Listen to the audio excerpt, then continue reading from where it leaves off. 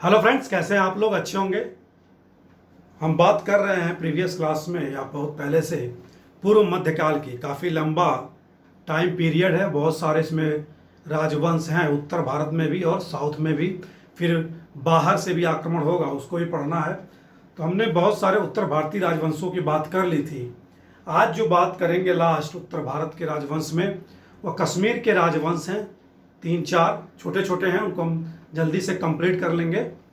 Okay, फिर बात करेंगे अरबों का आक्रमण, फिर साउथ इंडिया में। तो शुरू करते हैं आज की क्लास में। पूर्व मध्यकाल में उत्तर भारत के राजवंश में महत्वपूर्ण कश्मीर के राजवंश कौन से? कश्मीर,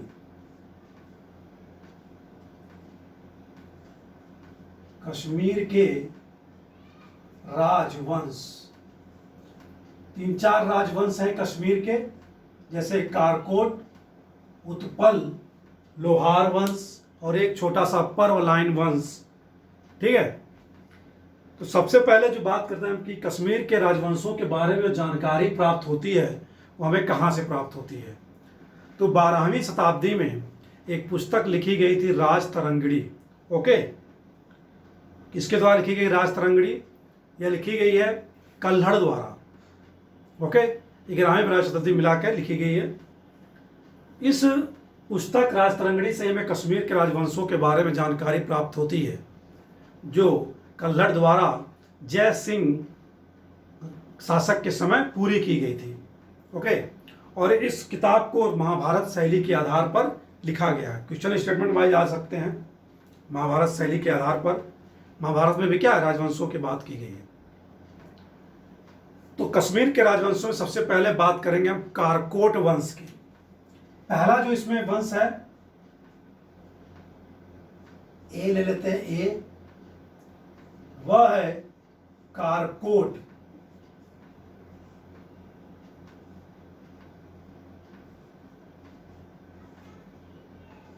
कारकोट वंश। ओके, इसकी स्थापना जो की गई, इसका जो संस्थापक है, इस राजवंश की स्थापना 7th AD में ही कर दी गई थी। ओके, दुर्लभ वर्धन द्वारा। कौन है कारकोट वंश का संस्थापक? दुर्लभ वर्धन।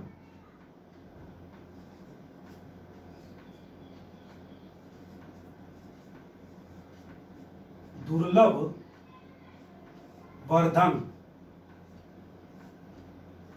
7th AD में स्थापना की जाती है, शुरुआती में ही 7th AD के पूर्वार्ध में ही, यानी कि 700 के बाद 701-2-3 में। ओके, और इस राज्य की जो राजधानी है,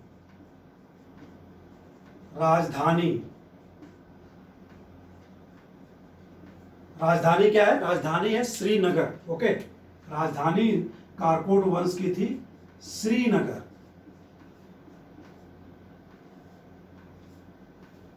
ओके, श्रीनगर। ठीक है,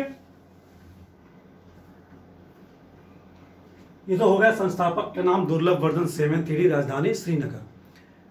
अगला जो इसमें शासक का, महत्वपूर्ण शासक का नाम मिलता है, वह है ललितादित्य मुक्तापीठ। ठीक है, ललितादित्य अगला महत्वपूर्ण शासक, ललितादित्य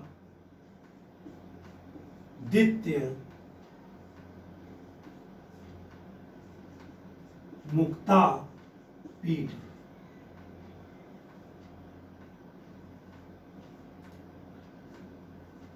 सात 724 से लेकर कब तक है? 60 तक, 60।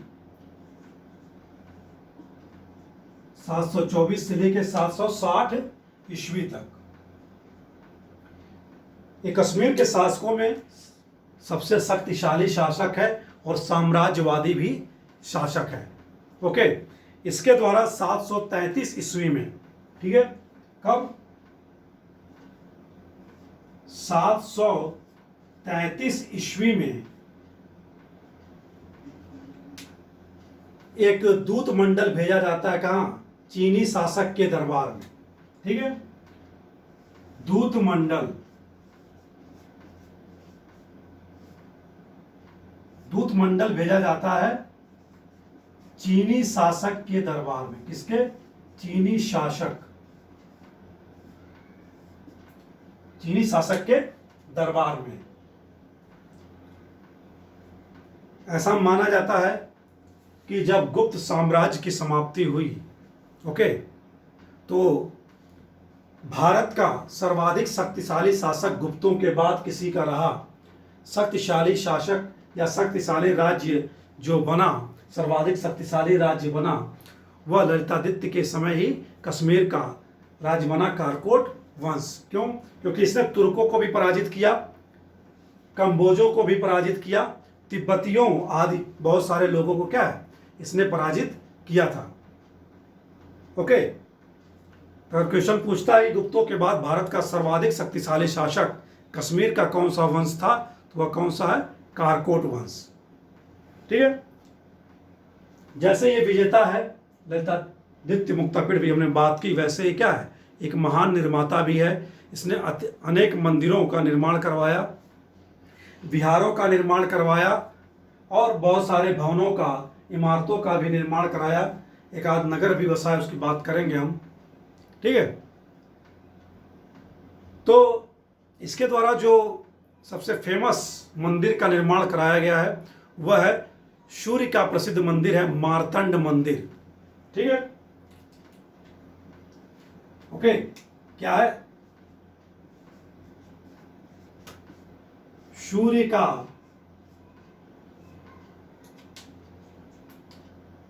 प्रसिद्ध मार्तंड, मार्तंड सूर्य का पर्यायवाची नाम है मार्तंड, इसीलिए क्या इसका नाम मार्तंड मंदिर। ठीक है, सूर्य का प्रसिद्ध मार्तंड मंदिर की स्थापना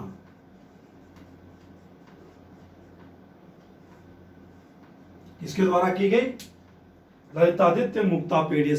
सर्वाधिक पुराना प्राचीन मंदिर है सूर्य के नाम से, सूर्य के लिए मार्तंड मंदिर। ओके,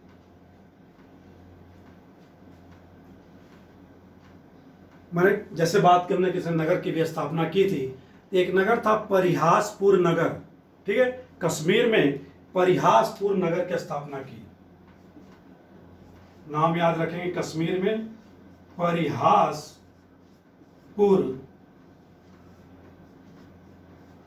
नगर की स्थापना किसके द्वारा की गई? ललितादित्य मुक्तापीठ द्वारा। और मार्तंड मंदिर का भी निर्माण किसके द्वारा कराया गया था? ललितादित्य द्वारा। इसके द्वारा शैव संप्रदाय से रिलेटेड एक दूसरे संप्रदाय को स्थापित किया गया, उसका नाम है प्रतिभिज्ञा दर्शन। क्या नाम है? प्रतिभिज्ञा दर्शन। प्रतिभिज्ञा दर्शन स्थापित किया गया। ये एक अलग से, ये क्या था? एक शैव संप्रदाय था। जैसा हम लोग जानते हैं कश्मीर क्या है, प्राचीन काल से शैव धर्म में, दर्शन में क्या है, उत्कीर्ण स्थान रहा है। वहां पर कश्मीर में शैव भगवान शिव की पूजा क्या है, ज्यादा होती रही है। तो ये बात हो गई हमारे ललितादित्य मुक्तापीठ के बारे में। अगला शासक जिसमें इंपॉर्टेंट है कारकोट वंश में, हुआ है जयापीड विनयादित्य। जयापीड विनयादित्य अगला शासक।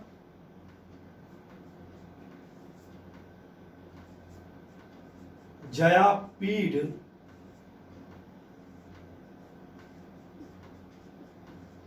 विनयादित्य।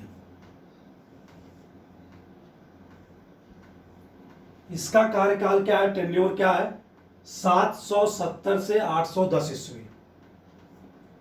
ठीक है, 770 से 810 ईस्वी। ओके।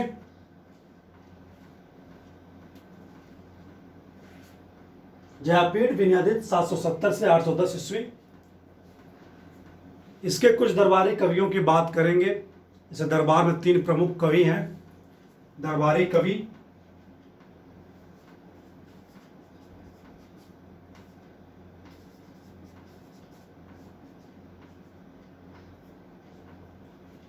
ठीक है, वीर वरद, उदय वरद,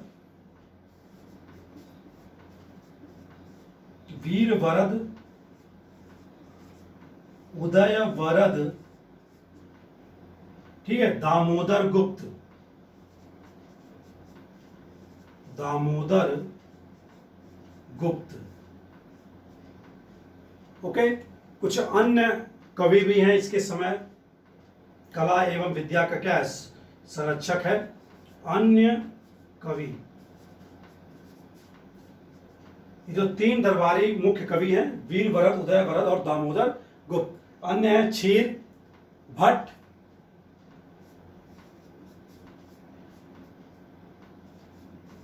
उदय भट्ट, ठीक है, उदय भट्ट। तो जयपीठ विनयादित्य के दरबार में क्या है, ये मेनली कवि हैं। ओके। ये शासक है किसका, कारकोट वंश का। ये तो बात हो गई कारकोट वंश के कुछ महत्वपूर्ण शासकों की। आगे जो बात करेंगे हम, अगला वंश उत्पल वंश की। ठीक है, उत्पल वंश।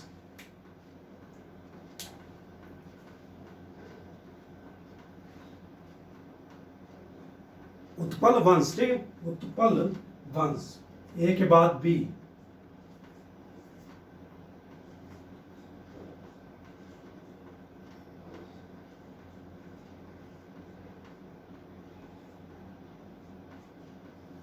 उत्पल वंश का जो संस्थापक है वह कौन है, अवंती वर्मन, 855 से लेकर 883 ईस्वी तक।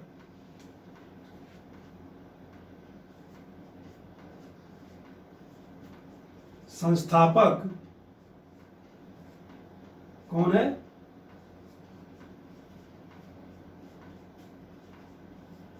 अवंती वर्मन। ओके, अवंती वर्मन 855 से लेकर 883 तक। 855 से लेकर 83 ईस्वी तक। और इस वंश की जो राजधानी है वह क्या है, अवंतीपुर, क्योंकि अवंती वर्मन द्वारा ही क्या है, अवंतीपुर नगर बसाया गया था। ओके, तो यही राजधानी बना दी गई, अवंतीपुर। पहले जो श्रीनगर राजधानी थी, अब क्या राजधानी है, अवंतीपुर, जो जिसकी स्थापना अवंती वर्मन द्वारा की गई थी। अवंती वर्मन जो शासन कर रहा है, अपने एक योग्य मंत्री सूर्य के साथ शासन करता है। किसके साथ, योग्य मंत्री सूर्य, ठीक है, योग्य मंत्री सूर्य के साथ शासन।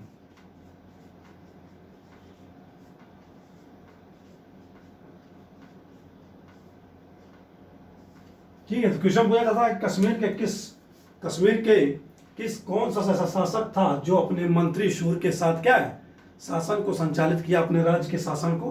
वह कौन था, अवंती वर्मन, उत्पल वंश का संस्थापक। अवंती वर्मन ने बहुत सारे नहरों का निर्माण कराया। ठीक है, नहरों का निर्माण,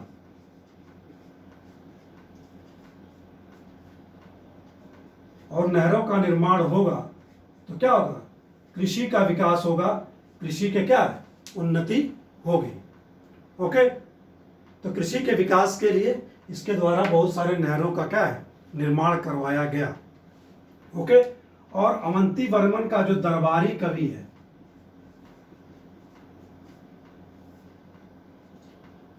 दरबारी कवि वह कौन है, अवंती वर्मन का एक दरबारी कवि है। हर राजा के दरबार में कोई कोई कवि होते थे, लेखक होते थे, विद्वान होते थे, जिन्हें वह क्या है, संरक्षण देते थे। ठीक है, तो रत्नाकर नाम का कवि क्या है, रत्नाकर। रत्नाकर किसका पर्यायवाची है? समुद्र का। ठीक है, याद रखेंगे, क्योंकि बहुत सारे रत्न पाए जाते हैं समुद्र में, इसीलिए क्या है, समुद्र का पर्यायवाची क्या है? रत्नाकर। ये तो मेनली बात हो गई हमारी अवंतीवर्मन उत्पल वंश के संस्थापक से रिलेटेड। आगे देखते हैं कुछ शासक। अवंतीवर्मन के बाद ही क्या है, इस वंश का कोई महत्वपूर्ण शासक नहीं होता है और उत्पल वंश का क्या है, अवनति शुरू हो जाती है। इसी बीच शंकर वर्मन एक शासक बनता है, क्रूर शासक, निर्दयी शासक, अत्याचारी शासक, शंकर वर्मन।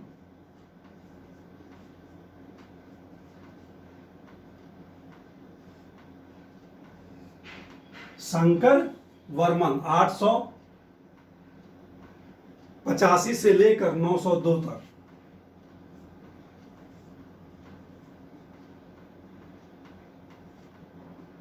आठ सौ पचासी से लेकर 902 ईस्वी तक।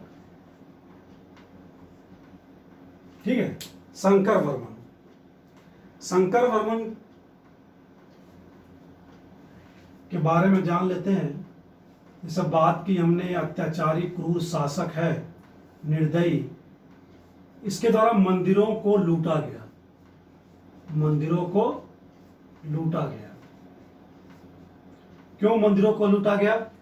कि शंकर वर्मन क्या है, हमेशा लगातार युद्ध में बिजी रहता था, और जब भी कोई राज्य युद्ध में बिजी रहेगा लगातार, वो भी लगातार, तो क्या है, राज्य के जो संसाधन है, चाहे वो आर्थिक हो चाहे भौतिक हो, वह संसाधन क्या होंगे, समाप्त होंगे। तो युद्धों में पैसा जुटाने के लिए उसने जनता पर क्या, बहुत सारे कर लगाए। ओके, जब इन करों से भी उसका मन नहीं भरा, तो फिर राजकोष में, खजाने में पैसा भरने के लिए, खजाना को भरने के लिए उसने क्या है, मंदिरों की संपत्ति को क्या है, लूटा। अभी एक और शासक आएगा आगे, लोहार वंश में, उसने भी क्या है, मंदिरों को लूटा। ठीक है, तो इसके बारे में क्या, शंकर वर्मन ने मंदिरों को, संपत्ति को लूटा। इसके बाद एक और शासक का नाम मिलता है,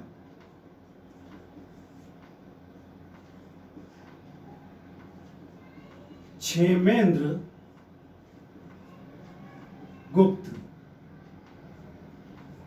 950 ईस्वी के आसपास यह शासक बनता है, कुछ दिन तक शासन करता है, उसके बाद इसकी मृत्यु हो जाती है, और फिर इसकी रानी द्वारा अगले 50 वर्षों तक शासन किया जाता है कुशलतापूर्वक। वह रानी कौन है? दिद्दा। तो इसका जो विवाह हुआ था, विवाह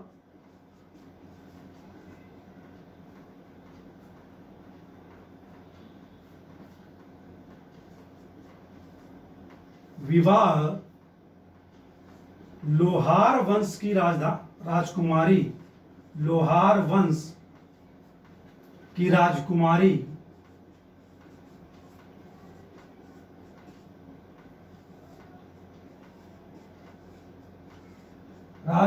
दिद्दा से। ठीक है, और राजकुमारी दिद्दा से इसका विवाह होता है, कुछ समय बाद इसकी मृत्यु हो जाती है, और फिर क्या है, राजकुमारी दिद्दा द्वारा उत्पल वंश की बागडोर या शासन सत्ता अगले 50 वर्षों तक चलाई जाती है। 50 वर्षों तक शासन किया जाता है राजकुमारी दिद्दा द्वारा। ठीक है, शासन तो किया ही जाता है, लेकिन उत्पल वंश का विनाश कर दिया जाता है। किसके द्वारा? याद रखेंगे, जिस वंश की राजकुमारी रानी है, उसी वंश का विनाश किया जाता है, उत्पल वंश का विनाश। अगर उत्पल वंश का विनाश कर रही है, तो किसी नए वंश का क्या होगा, संस्थापक भी बनेंगे, ये संस्थापिका भी बनती हैं, पर्वलाइन वंश। ठीक है, और इस तरह इस वंश का जो अंतिम शासक है वह क्या है, गोपाल वर्मन।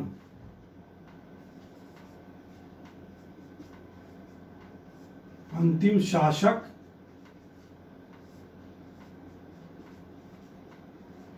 गोपाल वर्मन था। ठीक है, तो उत्पल वंश का विनाश करके पर्वलाइन वंश की स्थापना की जाती है। ठीक है, यहां लिख लेंगे, विनाश और पर्वलाइन वंश, पर्वलाइन वंश की स्थापना।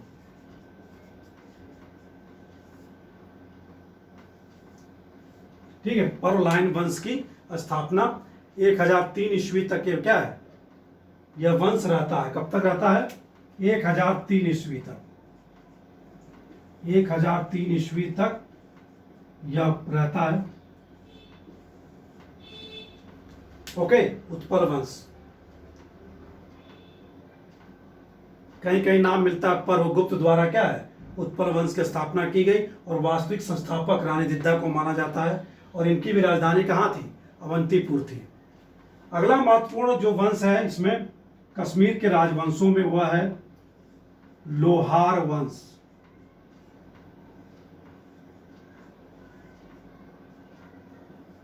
जो 1003 से कब तक चलेगा?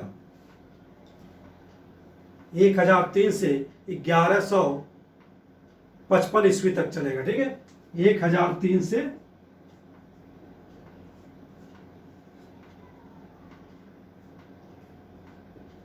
1155 ईस्वी तक। इसके 2-3 महत्वपूर्ण शासकों के बारे में बात करेंगे हम। सबसे पहले तो इसका संस्थापक की बात करते हैं। संस्थापक,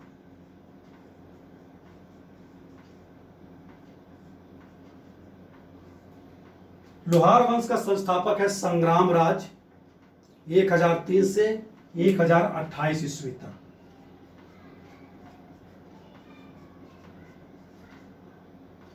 संग्राम राज 1003 से 28 ईस्वी तक। राजधानी क्या है? अवंतीपुर। इसकी भी राजधानी क्या होगी? राजधानी अवंतीपुर। ओके, तो लोहार वंश का संस्थापक 1003 ईस्वी में संग्राम राज, और राजधानी क्या है इसकी? अवंतीपुर। इसमें 1-2 शासकों के फेमस शासकों की बात करेंगे, जैसे हर्ष और जय सिंह की। इसमें जो अगला शासक है, महत्वपूर्ण शासक की बात करें, जो नाम मिलता है वह है जय सिंह।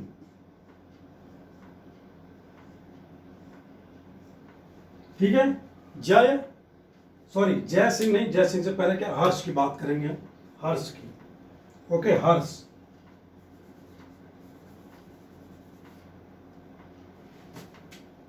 महत्वपूर्ण शासक हर्ष। टाइम पीरियड तो कुछ मेंशन नहीं है, लेकिन हर्ष के बारे में कहा जाता है कि हर्ष क्या है? सद्गुणों और दुर्गुणों का सम्मिश्रण है। कैसे? जैसे इसने कि सती प्रथा, कश्मीर में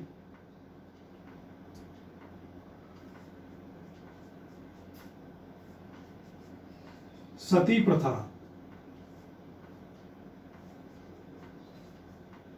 बाल विवाह, ठीक है, सती प्रथा, बाल विवाह और बाल हत्या को क्या है? प्रतिबंधित किया। ये इसके सद्गुण हैं।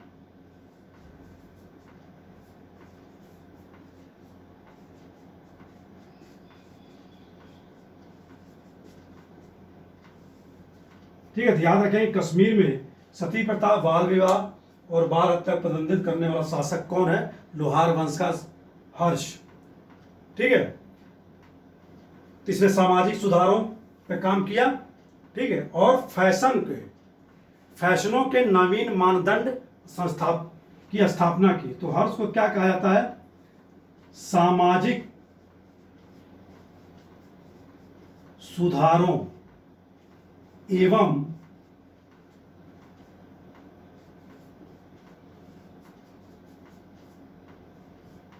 फैशन यानी कपड़ा पहनने, फैशनों का के नवीन मानदंड का संस्थापक, फैशनों के नवीन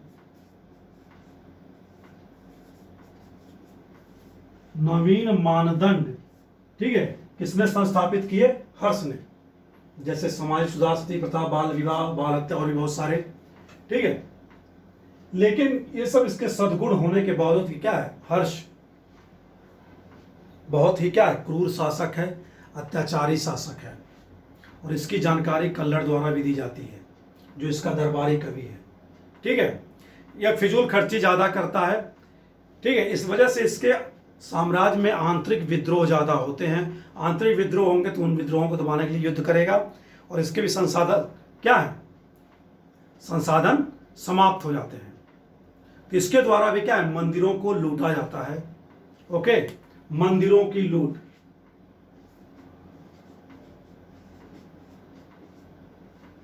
खजाने को भरने के लिए मंदिरों की लूट करता है। ठीक है, मंदिरों की लूट। ओके, और इसका जो दरबारी कवि है, दरबारी कवि की बात कर लें। दरबारी कवि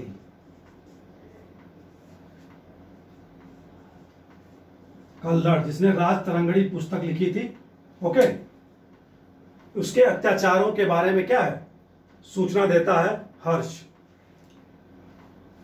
और ये इतना अत्याचारी क्रूर शासक है, बहुत सारे टैक्सेस लगाता है। जैसे कि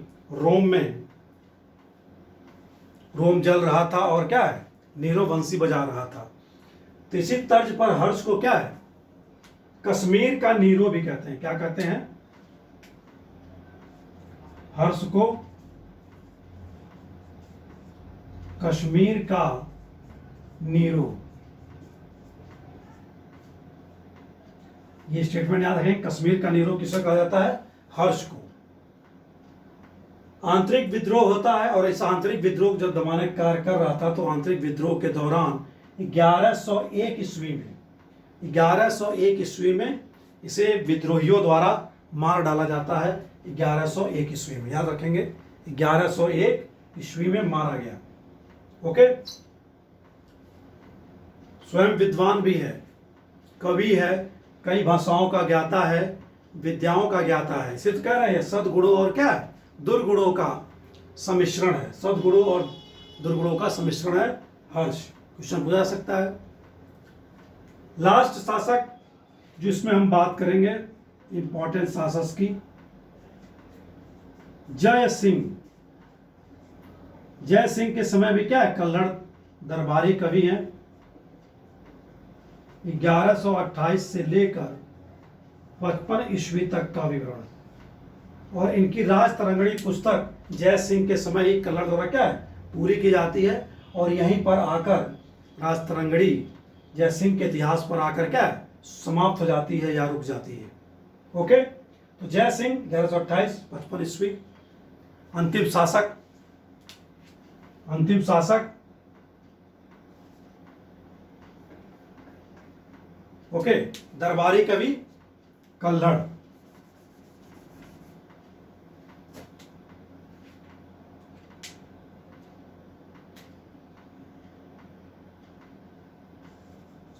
कल्लड़ राज तरंगड़ी इसी समय पूरा की जाती है, राज तरंगिणी। और जय सिंह के समय तक की क्या है, जानकारी दी जाती है। ठीक है, जय सिंह के समय तक की जानकारी प्राप्त होती है राज तरंगड़ी द्वारा। ठीक है, ये तो मेन बात हो गई लोहार वंश की। 11वीं शताब्दी के और भी लेखक है कल्लड़ के अलावा। 11वीं शताब्दी में, 11वीं 12वीं शताब्दी में, 11वीं शताब्दी में लेखक हैं। 11वीं शताब्दी मतलब 1001 से लेकर जब तक 1099 तक। 11वीं शताब्दी के लेखक हैं क्षेमेंद्र। नोट करके लिख लें, क्रम वाइज पूछे जा सकते, हो सकता है विद्वान को सजाएं।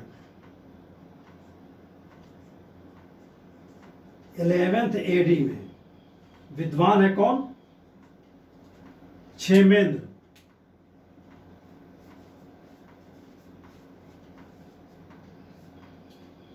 क्षेमेंद्र ने किस पुस्तक की रचना की है, वृहद कथा मंजरी। वृहद कथा मंजरी। ठीक है, वृहद कथा मंजरी। 11वीं शताब्दी में एक और विद्वान है सोमदेव। कौन है, सोमदेव।